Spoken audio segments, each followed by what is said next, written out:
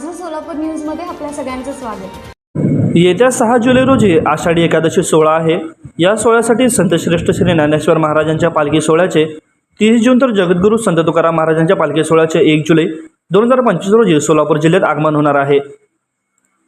या पालखी सोहळ्याबरोबरच तसेच अन्य संतांच्या पालखी सोहळ्यासोबत मोठ्या प्रमाणात वारकरी भाविक सेवेत देतात. या सर्व भावकरी तसेच भाविकांना पालखी मार्गात विसावा तसेच पालखी तळांवर आवश्यक असलेल्या सर्व सोयीसुविधा उपलब्ध करून त्यांना देण्यात प्रदान द्यावे. तसेच पालखी मार्गावरील अपूर्ण कामे तातडीने पूर्ण करावीत अशी सूचना जिल्हाधिकारी कुमार आशीर्वाद यांनी दिल्या. आषाढी यात्रेच्या पूर्वतयारीबाबत श्री विठ्ठल रुक्मिणी भक्ती निवासात बैठकीचे आयोजन करण्यात आले होते.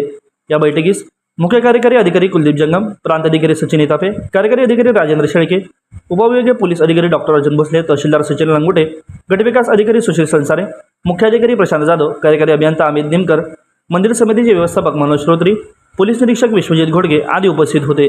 माझं सोलापूर न्यूज या यूट्यूब चॅनलला सबस्क्राईब करा आणि बेल आयकॉन प्रेस करायला विसरू नका.